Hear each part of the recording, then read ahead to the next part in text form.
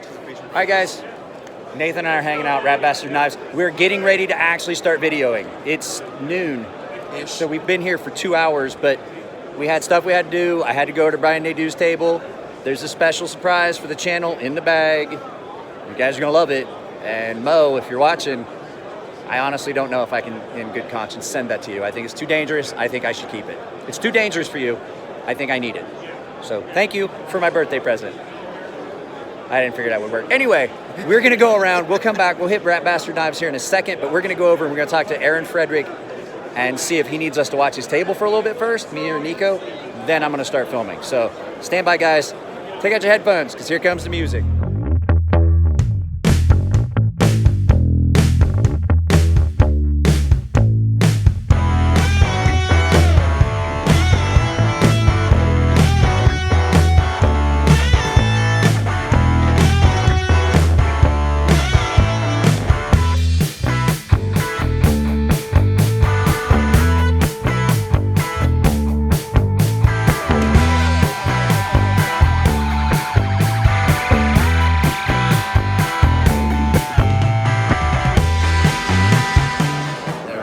Over here, we're gonna look at Aaron's table real quick. I'm just coming over to see if he needs us to watch stuff for a little bit. But, you guys know I love Aaron, and Aaron's knives are pretty nice. But yeah, that's the one, the Chaos Forward. I do like that. But I just came over to ask Aaron if he needs one of us to watch the table before we start filming. So, but guys, look at this. This is Fuck Off Fixed Blade. And then, what's the blue handle model, the folder?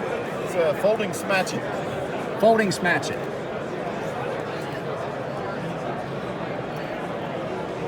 Kind of wish I hadn't seen that. Just wait till you get No. You need 3 of them. No. I ain't made 3. That's the only one I've made. But you need 3. Did I need 3 of them? You need 3. Tell you what, you make 6 of them, I'll sharpen 3 of them and keep 1. Does that work? Oh yeah, that works. I don't know who's going to send it to you, but you know,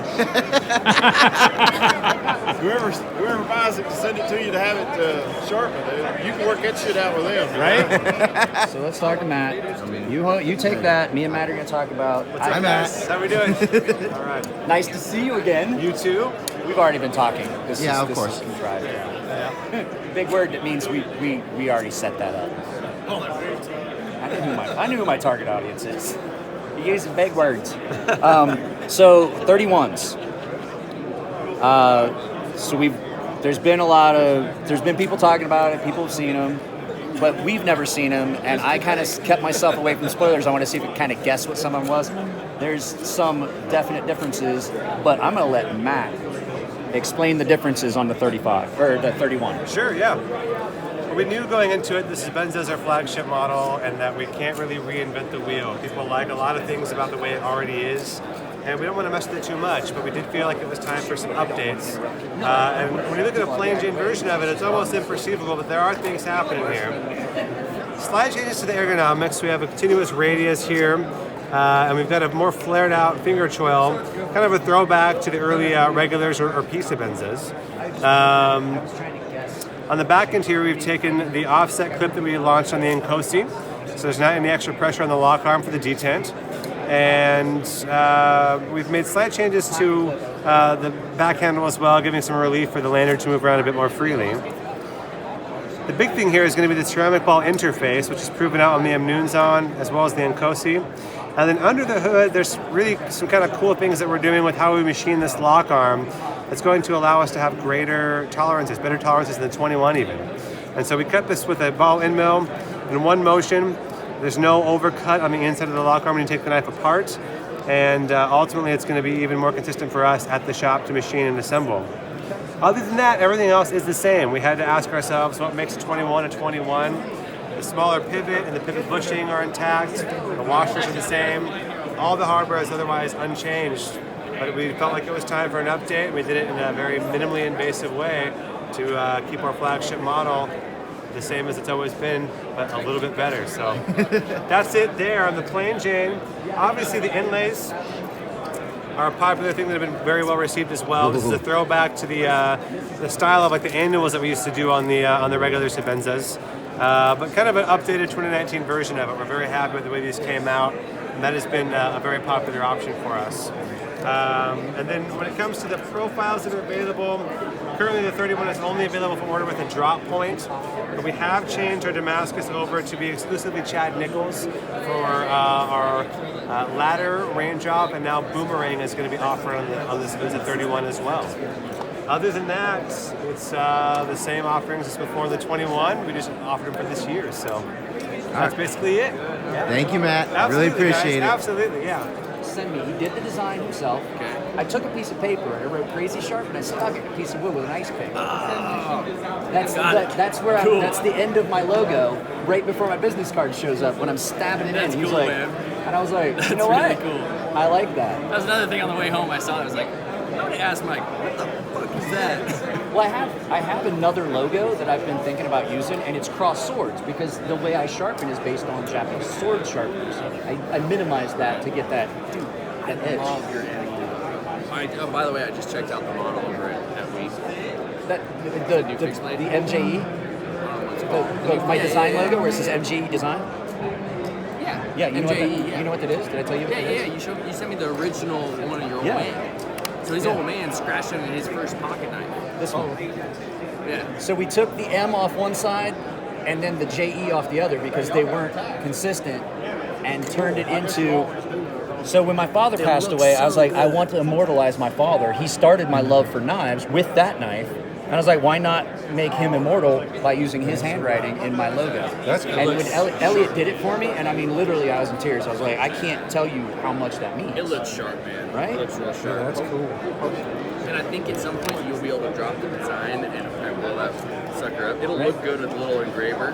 Yeah, I like that, and I think Get a nice engraving tool in there and get it big enough you can actually engrave it. I was thinking about lasering around. I wanna I'm a get- guy that owns a laser. I want to do the etch. Like the with old Loveless the old etch? Loveless etch. Talk to Harsey about it. He still has those tools. Well, Can't find those anymore. It's electro. Big Brown Bear made his own. He went back and he looked at what the voltage was. He uses salt water and the layout and zaps it and just burns it in. And it comes out, it doesn't, so lasers look crisp but almost fake, almost like you wrote it on. That is in the metal, it's down in, and the edges are smooth, and when you polish it up, it looks gorgeous. way of doing it, Yeah, you know? and it's a It's throwback to the old school ways of doing things. I'm particular to engravers, man. Like we had an old decal pantograph that we still have at the shop. It's going to go to my place in Prairie. But I just love that. You know how we do our CR and the Yeah. I just it's something I grew up with. That engraved 7,000. You know what I used to do with this? I would take a blue grease pencil, Yeah. and I would grease it in, and then wipe it off, and it would stay blue for like a month or two, and then you just go back and do it over I again. can't tell you how many guys have done similar things like that. It looks gorgeous. Somebody did like a red one. It's easier than doing your anodizing, yeah. Yeah. That, And then you wipe it off. that's the model that I'm trying to get released next. Small little fixed blade. The scalping. I did this for our buddy Matt. He has an aesthetic. I did one of these for him that has the scallops in it and a tiger stripe on it. Great. Right? Nice little small EDC fixed blade. It's like a full-handled razor blade.